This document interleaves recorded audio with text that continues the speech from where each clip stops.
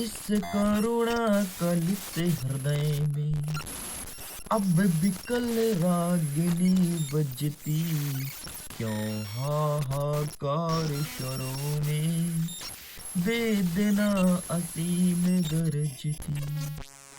आती है शून्य क्षितिज से, क्यों लौट प्रतिध्वनि मेरी, टकराती दिल खाती सी, पगली सी देती फेरी। Welcome to middle education. जैसे कि आप सबको पता है कि 5 फरवरी से कक्षा 9वीं के बच्चों का एग्जाम स्टार्ट हो रहा है और आपका पहला पेपर ही हिंदी का है। एंड मिडिल एजुकेशन आपके लिए एक छोटी सी कोशिश कर रहा है। आज से मैं स्टार्ट करूंगा परीक्षा अध्ययन का सीरीज, जिसमें हम पूरा परीक्षा अध्ययन को पढ़ने वाले हैं। लाइव क्लास में आकर के पढ़ेंगे, बाकायदे एक एक चीज को समझेंगे। तो प्लीज आप सारे स्टूडेंट्स को अपने इस वीडियो को शेयर कर दीजिए ताकि वो भी जुड़ जाएं, हमारे साथ पूरा परीक्षा अध्ययन पढ़ें। परीक्षा अध्ययन में जितने भी क्वेश्चंस पूछे गए हैं और जो क्वेश्चन इस बार आने की बहुत ज्यादा संभावना है, उसको हम कवर अप करने वाले हैं। तो मैं आपसे यही चाहता हूं, अगर आप भी बेहतरीन तरीके से एग्जाम में स्कोर करना चाहते हो तो आपको एंड तक बना रहना पड़ेगा एकमात्र यूट्यूब चैनल मिडिल एजुकेशन से। एंड सेशन आपको अगर पसंद आए तो प्लीज कमेंट सेक्शन में जरूर लिखिएगा। देखो, जैसे मैं परीक्षा अध्ययन ओपन करता हूं तो 2025 का परीक्षा अध्ययन है एंड ये रहा हमारा सिलेबस। अकॉर्डिंग टू सिलेबस ही हमें पढ़ना है। सबसे पहले मैं बात करूं क्षितिज भाग 1 मतलब काव्य खंड की, तो यहाँ से 17 नंबर का आएगा। इसके बाद काव्य बोध से आएगा 10 नंबर का। क्षितिज भाग 1 गद्य खंड से आएगा 17 नंबर का। एंड इसके बाद जब मैं आगे बढ़ता हूं तो भाषा बोध से 8 नंबर का, कृतिका भाग 1 से 8 नंबर का, अपठित बोध से 4 नंबर का, एंड पत्र लेखन से 4 नंबर का और अनुच्छेद लेखन से 7 नंबर का प्रश्न देखने को मिलेगा। टोटल में बात करूं तो 75 नंबर का आप सबका पेपर बनने वाला है। एंड यहाँ पर कुछ आदर्श प्रारूप प्रश्न पत्र दिए हैं जिसे आप देख सकते हैं। बाकी यहाँ से आपको क्वेश्चन का पैटर्न पता लग जाएगा किस प्रकार से एमपी बोर्ड का पैटर्न रहेगा। तो हम ये सब साइड करते हुए और अपने पहले अध्याय को कवर करेंगे, पद्य साहित्य का इतिहास। तो चलिए मैं जूम करता हूं ताकि प्रॉपर विजुअल रहे और आपकी नजर टोटल स्क्रीन पर होनी चाहिए। तो ये रहा, ठीक है। अगर मैं पद्य साहित्य के इतिहास की बात करूं तो यहां से ज्यादा नहीं 3 नंबर का प्रश्न देखने को मिलेगा। एक आपको 2 नंबर का प्रश्न रहेगा और एक क्वेश्चन रहेगा 1 नंबर का, बहुत छोटा है। तो चलिए हम देख लेते हैं कौन कौन से क्वेश्चंस आएंगे। सबसे पहले आपको यह पता होना चाहिए कि पद्य साहित्य के इतिहास को कितने भागों में बांटा गया है। तो ध्यान रखना, पद्य साहित्य के इतिहास को 4 भागों में बांटा गया है: आदिकाल, भक्तिकाल, रीतिकाल और आधुनिक काल। बस इन 4 भागों में बांटा गया है। इनका टाइम पीरियड पढ़ने की जरूरत नहीं है, केवल आप ध्यान रखना कि कितने कालों में बांटा गया है। तो आदिकाल, ठीक है, फिर आया भक्तिकाल, फिर आया रीतिकाल और फिर आया आधुनिक काल। अब मैं अगर आदिकाल की बात करता हूं, आदिकाल को वीर गाथा काल के नाम जानते थे। मतलब इस टाइम की जो रचना होती थी ना, वो वीर वाली रचना होती थी। जैसे बुंदेले हर बोले मुंह से हमने सुनी कहानी थी, खूब लड़ी मर्दानी वह तो झांसी वाली रानी थी। इस प्रकार से रचनाएं होती थी। मतलब इस टाइम पे बहुत ज्यादा लड़ाई वगैरह चलती थी, तो अंग्रेज को भगाने के लिए जो हमारे यहाँ की वीरांगनाएं थी या फिर जो हमारे यहाँ के देशभक्त व्यक्ति थे, उनके ऊपर ज्यादातर रचना होती थी। इस चीज को ध्यान रखिएगा। आगे बढ़ते हैं। अब आता है भक्तिकाल, जिसे पूर्व मध्यकाल के नाम जानते हैं। भक्तिकाल आते आते वीर गाथा काल से अब लोगों की रचनाएं कम कर दिए, क्योंकि बहुत सारी रचना हो गई थी, तो भक्ति पे रचना प्रारंभ कर दी। जैसे कृष्ण जी के बारे में आपने मीरा को पढ़ा होगा, ठीक है, और सूरदास जी के बारे में पढ़ा होगा आपने। तो ये सब भक्ति प्रधान रचनाएं करते थे। तो ये सब आता था भक्तिकाल में। आगे बढ़ते हैं। रीतिकाल मतलब उत्तर मध्यकाल। अब इस टाइम की जो रचनाएं होती थी, ये भक्ति काल को भी धीरे धीरे पीछे छोड़ते गए और रीतिकाल में श्रृंगार वाली रचना होने लगी। मतलब प्रेम पूर्वक वर्णन होने लगा। भाई नायक नायिका के प्रेम का वर्णन हो रहा है, मिल रहे हैं, प्रेम कर रहे हैं, उनका वर्णन है। अगर वो बिछड़ रहे हैं, जिसे तुम आज के प्रादेशिक भाषा में ब्रेकअप कहते हो, इसके बारे में वर्णन है। तो ये सब वर्णन रीतिकाल में होती थी। अगर मैं बात करता हूँ आधुनिक काल, मतलब आजकल की जो रचनाएं हैं, तुम तो देखते हो ना, आजकल की रचना कुछ समझ ही नहीं आता है, एक अलग ही चल रहा है, सिर्फ वो गाना है। बाकी जो रचनाएं हैं, रचनाएं आज भी हिंदी साहित्य को ध्यान में रखते हुए की जाती है। मतलब जो आधुनिक काल की रचना है वो हर प्रकार से हो रहा है, चाहे आपका श्रृंगार हो, मतलब प्रेम वाला हो, या फिर वीर वाला हो, या फिर ओज वाला हो, हर प्रकार की रचनाएं वर्तमान में देखने को मिलती है। तो इस प्रकार से 4 भागों में बांटा गया। ये 4 भाग आप ध्यान रखिएगा। अब हमसे प्रश्न क्या पूछेगा कि भक्ति काल की प्रमुख विशेषता बताइए, ये प्रश्न पूछेगा। तो भक्ति काल को हमने यहाँ पर देखा, हमने आपको कुछ चीज बताया है।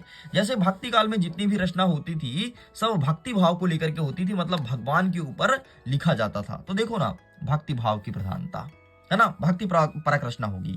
दूसरा देखो, इसमें मैंने कई सारे कवि का नाम लिया, जैसे सूरदास बोला था मैंने, तुलसीदास बोला था, मीरा बोला था। तो इस काल पे जितने भी रचनाकार हुए हैं, ध्यान रखना सूरदास वगैरह हुए हैं, ठीक है। और यहाँ पर देख सकते हो ये लिखा है यहाँ पे रचनाकार का नाम। इसके बाद इस टाइम पे जो रचना हुई थी वो धर्म के आधार पर, जाति के आधार पर, साहित्यिक विधाओं एवं काव्य स्वरूप में समन्वय की भावना है। मतलब इस टाइम पे जो रचना होती थी जाति और धर्म के आधार पर होती थी, है ना, कि कोई हिंदू है हिंदू वाला लिखिएगा कहानी, और कोई मुस्लिम तो मुस्लिम वाला लिखेगा, इस प्रकार से रचना होती थी।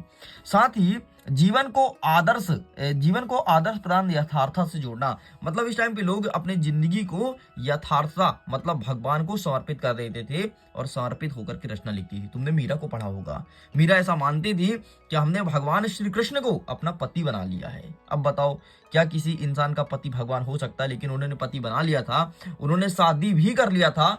इवन कृष्ण भगवान के साथ वो रहती थी और सारे दैनिक क्रियाएं उन्हीं के साथ करती थी, जैसे एक पत्नी पति के साथ करता है। ठीक, तो ऐसा वो मानती थी। तो इस प्रकार से आपको लिखना है, केवल 3 पॉइंट याद रखना, जिसको मैंने टिक किया है। ये आपका पहला पॉइंट, ये रहा दूसरा पॉइंट, एंड ये रहा तीसरा पॉइंट। इसके अलावा और अगर बेहतर या सरल तुम्हारे पास पॉइंट है, आप उसे मेंशन कर सकते हो। चलो आगे बढ़ते हैं। नेक्स्ट दूसरा प्रश्न जो हमारे एग्जाम में आएगा, वो प्रश्न क्या है कि भक्ति काल को हिंदी साहित्य का स्वर्ण युग क्यों कहा जाता है? अरे यार, तुमको पता है ना, व्यक्ति कितना भी आडंबर कर ले, दिखावा कर ले, अंतिम में उसे ये भक्ति के साथ जुड़ना ही पड़ता है। अभी यार तुम खुद छोटे हो, अभी तुम्हारी उम्र है पढ़ाई की, तुम खुद देखना जैसे जैसे तुम्हारा उम्र ढलेगा और तुम्हारा एज 50 या 50 के प्लस होगा, तुम ऑटोमेटिक भक्ति में लीन हो जाओगे। कुछ बच्चे तो अभी से भक्ति में लीन होते हैं, है ना। तो भक्ति में ही आपको संतुष्टि है, इसलिए भक्ति काल को स्वर्ण युग कहा गया है। अब आगे हम पढ़ते हैं कैसे। भक्ति काल में कबीर, तुलसी, सूरदास, मीरा आदि महान विभूतियों का विभाव हुआ है। इनकी अमृतवाणी से जन सामान्य को अभूतपूर्व शांति और सुख का अनुभव हुआ है। मतलब ये जो अमृतवाणी अपना बहुत मीठे मीठे स्वर निकालते थे, तो सबको शांति का अनुभव प्रतीत होता था। इस काल का साहित्य अनुपम एवं आदर्श है। जिस युग में कबीर, जायसी मतलब मलिक मोहम्मद जायसी, ठीक है, जिन्होंने पद्मावत लिखा था, तुलसी, सूर्य जैसे प्रसिद्ध कवियों और महात्माओं की अमृतवाणी उनके अंतःकरण से निकल करके देश के कोने कोने में फैली। मतलब इस टाइम की जो रचनाएं होती थी, वो जो जिन कवि को मैं नाम लिया हूँ, उनके आत्मा से सब चीजें निकलती थी और ये लिखते थे और देश के कोने कोने तक फैलाते थे। लोग जब इन्हें पढ़ते थे उन्हें बहुत शांति अनुभव होता था। इसलिए भक्ति काल को हिंदी साहित्य का स्वर्ण युग कहा गया है। बस इतना आपको ध्यान रखना है। चलिए आगे बढ़ते हैं। कभी कभी जब कभी तुम्हारे एग्जाम में डेप्थ में आता है ना, तो ये पूछ लेता है कि निर्गुण और सगुण क्या है। तो देखो, निर्गुण का मतलब होता है निराकार ब्रह्मा पर विश्वास। मतलब ऐसे भगवान जिसका कोई आकार नहीं है। जैसे तुमने मुस्लिम धर्म में देखा होगा, ऐसे कहते हैं अल्लाह तो है, लेकिन अल्लाह को कभी किसी ने देखा नहीं, उनका कोई आकार नहीं है, तो उसे हम निर्गुण में कह सकते हैं। लेकिन अगर मैं सगुण की बात करूं, तो ऐसे भगवान जिनका आकार है, जैसे हमारे हिंदू धर्म के सभी देवी देवता हैं, इनका आकार है भाई, इन पर हम विश्वास करते हैं, आस्था करते हैं, इसे हम सगुण में रख सकते हैं। बाकी यहाँ पर नाम देख सकते हो, बाकी एग्जाम में ज्यादा डेप्थ में क्वेश्चन नहीं आएगा। चलो आगे बढ़ते हैं। बाकी यहाँ से कोई ऐसे क्वेश्चंस नहीं जो आपके एग्जाम पॉइंट ऑफ व्यू के लिए काफी इंपॉर्टेंट हो। नेक्स्ट हमारा क्वेश्चन कहता है कि भक्ति काल के काव्य की 2 विशेषताएं बतानी है। एंड भक्ति काल की विशेषता मैंने आपको बताया ना, सबसे पहले इसमें जितनी भी रचनाएं होती थी वो भक्ति प्रधान रचना होती थी, और इसमें जो व्यक्ति था वो अपनी भक्ति भावना में समर्पित कर चुका था। तो ये 2 विशेषताएं, और 2 कवि का नाम लिखना है। कवि का नाम मैंने आपको बताया भाई, तुलसीदास हो गए, सूरदास हो गए, मीरा हो गई, ठीक है, रसखान हो गए, नरोत्तम दास हो गए, अरे बहुत सारे हैं यार। तो कोई 2 कवि का नाम तुमको लिखना था। बाकी अब तुमसे ये तो बन ही जाएगा, ठीक है। चलो ये होता है कंप्लीट। नेक्स्ट हमारे एग्जाम में क्या प्रश्न पूछेगा, छायावादी काव्य की विशेषता, और हमेशा पूछता है यार, है ना। तो इसे तुम समझना, सबसे पहले तुम्हें ऑटोमेटिक याद हो जाएगा। देखो, छायावादी जब आया ना, लोग बाग श्रृंगार की भावना दिखाया, मतलब श्रृंगार परक वर्णन किए।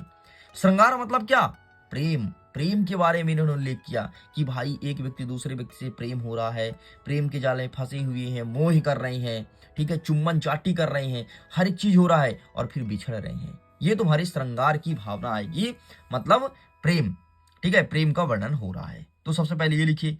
दूसरा, जब छायावादी आया तो छाया आया ना, तो प्रकृति चित्रण किए, मतलब इन्होंने प्रकृति के बारे में लिखना चालू किया कि भाई प्रकृति कितना सुहाना दिखता है, ऐसे वर्णन करना चालू किए। तीसरा, जब छायावादी आया तो नारी के प्रति प्रेम जागृत हुआ। है ना। नारी के प्रति प्रेम की भावना मतलब नारियों के बारे में लिखना प्रारंभ किए। इसके पहले नारी के बारे में कभी लिखते नहीं थे, लेकिन छायावादी जैसे जैसे उन्होंने लिखना प्रारंभ किया। तो 3 पॉइंट याद रखना, सबसे पहले श्रृंगार की भावना, दूसरा प्रकृति चित्रण और तीसरा नारी के प्रति भावना। बस ये तीनों पॉइंट आपको ध्यान रखनी है।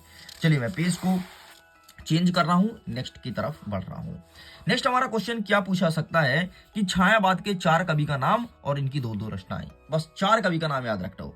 सबसे पहले जयशंकर प्रसाद, ये क्या लिखते हैं, आंसू और कामयानी। आपको पता है जयशंकर प्रसाद आंसू क्यों लिखे हैं? इसकी कुछ लाइन प्रस्तुत कर रहा हूं, फिर इसके बारे में अनुवाद करूंगा, जरा ध्यान से सुनिएगा।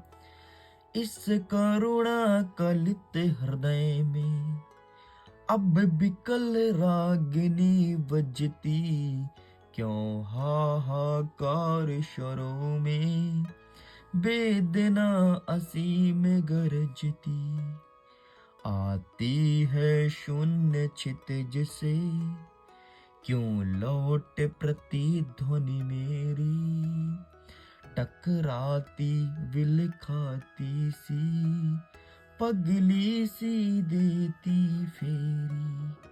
देखो यार, जयशंकर प्रसाद के घर में ना इनके पिताजी, इनकी माताजी, इनका बड़ा भाई और ये हुआ करते थे। जब ये छोटे थे ना, छोटे में ही माता और पिता का देहांत हो जाता है। जयशंकर प्रसाद को बड़ा झटका लगता है, लेकिन जैसे तैसे करके सरवाइव करते हैं, आगे बढ़ते हैं। कक्षा 12वीं की पढ़ाई पूरा करते हैं ना, जैसे ही कंप्लीट होती है इनके बड़े भैया का देहांत हो जाता है। बताओ कितनी बड़ी बात है यार, माता पिता का जाना, फिर थोड़ी बड़ा होना, 12वीं पढ़ाई कंप्लीट हो तो बड़े भाई का चले जाना, अब घर में अकेले बसते हैं। यार टूट गए थे पूरी तरह से जयशंकर प्रसाद, टूट गए। बोले चलो ठीक है यार, खुदा का नहीं मंजूर था, मेरे घर वालों को उठा लिया है, ठीक है हम आगे अपना जीवन व्यतीत करते हैं। जैसे ही शादी करते हैं, जिम्मेदारियां पूरी इनके ऊपर होती है, ये शादी करते हैं। शादी करने के बाद 6 माह बाद इनकी पत्नी का देहांत हो जाता है।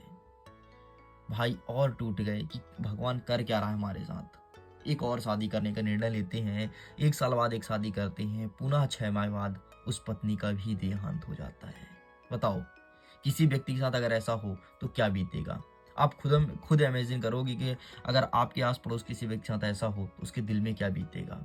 ये फिर भी नहीं टूटते हैं यार, फिर भी अपने आप को साहस बांधते हुए तीसरी शादी करने का प्रण लेते हैं, और जैसे ही तीसरी शादी करते हैं, तीसरी पत्नी का भी देहांत हो जाता है। ये पूरी तरह से टूट चुके होते हैं उस वक्त, क्योंकि इन्होंने 6 लोगों को खोया। जो भी इनसे जुड़ते थे सब इनसे दूर हो जाते थे।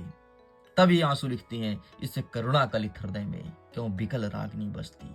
तब जाकर के आंसू रचना की है। इस पर मैं एक पूरा वीडियो बनाया हूँ, डिटेल वीडियो देखने के लिए लिंक डिस्क्रिप्शन बॉक्स में है, देखना जरूर।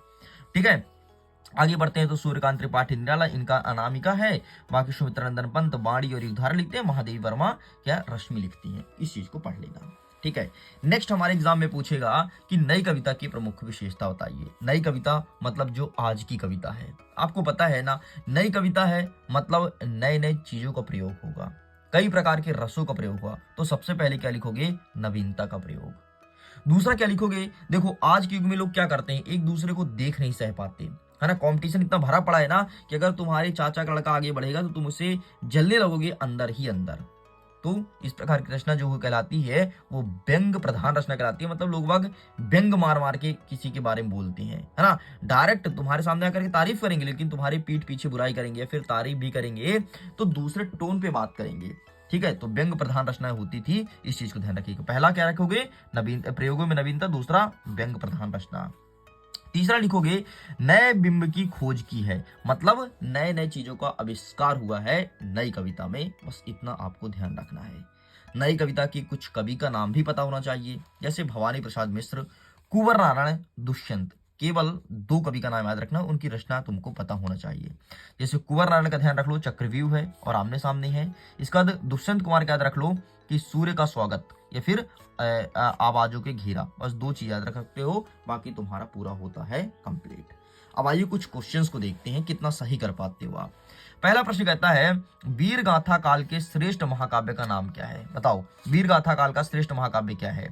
क्या पद्मावत है या फिर पृथ्वीराज रासो, साकेत या रामचरितमानस। अब बोला है देखो वीर गाथा काल, कैसे समझोगे भाई। वीर गाथा काल बोला है मतलब इस टाइम पे जो रचना होती थी वो जोश पूर्वक ओज पूर्वक वर्णन होती थी। तो साकेत बहुत सिंपल सा वर्णन है, ठीक है। रामचरितमानस भगवान रामचंद्र जी के बारे में लिखा गया है। पद्मावत, इसमें रानी पद्मावती के बारे में लिखा गया है। एंड पृथ्वीराज रासो, इसमें पृथ्वीराज चौहान के बारे में लिखा गया है। तो इसका सही आंसर होगा वीर गाथा काल के श्रेष्ठ महाकाव्य पृथ्वीराज रासो हो जाएगा। बस इतना लिखेंगे। नेक्स्ट हमारा कह रहा है प्रेम मार्ग शाखा के प्रतिनिधि कवि। प्रेम मार्ग शाखा मतलब देखो यहाँ पर जितने भी कवि है ना, सब प्रेम पूर्वक ही वर्णन करते थे, लेकिन प्रतिनिधि मतलब जो इसका नेतृत्व करे। तो इसका सही आंसर हो जाएगा आपका जायसी, अर्थात मलिक मोहम्मद जायसी। बस इतना लिखना है। नेक्स्ट कहता है हिंदी साहित्य का स्वर्णिम युग माना गया है। किसे माना गया है? मैंने भी आपको बताया कि हिंदी साहित्य का स्वर्णिम युग भक्ति काल को कहा गया है, क्योंकि इसमें जो रचनाएं होती थी लोगों के सीधे दिल को छूती थी। तो इसका सही आंसर भक्ति काल लिखना है। बाकी यहाँ से कोई क्वेश्चन ऐसा नहीं है जो तुम्हारे अकॉर्डिंग बहुत टफ लगे, मैंने सब कुछ बढ़ा दिया। आओ एक क्वेश्चन और देख लेते हैं। छायावाद कविता की मुख्य विषय रहा है। छायावादी कविता में मैंने आपको बताया ना कि प्रकृति को लेकर के वर्णन होता था, ठीक है। और इसमें क्या होता था, छायावाद में लोग बाग नारियों को सम्मान देते थे, इस प्रकार से वर्णन होती था। तो प्रकृति चित्रण यहाँ पर पहले ही मिल गया, तो बस इसे टिक कर दो, इतना टफ भी नहीं है, ठीक है। इस प्रकार से आपका ये होता है कंप्लीट। आगे देख लेते हैं कुछ आपका रिक्त स्थान। रिक्त स्थान में क्या कहता है, प्रगतिवादी कविता के डैश डैश के समाजवाद से प्रभावित हुआ है। मतलब प्रगतिवादी कविता किस समाजवाद से प्रभावित हुआ है, इसका आंसर करना है। सूर्यकांत त्रिपाठी निराला डैश डैश कवि हैं। ये किस टाइम के कवि हैं निराला जी? मैंने आपको बताया था निराला छायावादी कवि हैं, क्योंकि इनकी जितनी रचनाएं होती थी ये प्रकृति को लेकर के रचना होती थी। इस प्रकार से क्वेश्चन को प्रिपेयर कीजिएगा। बाकी यहाँ से आपका जो क्वेश्चन बनेगा वो केवल वस्तुनिष्ठ वाला बनेगा और 2 नंबर का यहाँ से बनेगा। इस प्रकार से ये होता है कंप्लीट। वीडियो आपको कैसा लगे कमेंट सेक्शन में लिखिएगा जरूर। खुश रहिए, पढ़ते रहिए, मुस्कुराते रहिए। जल्दी मिलेंगे नेक्स्ट पार्ट के साथ। Bye bye.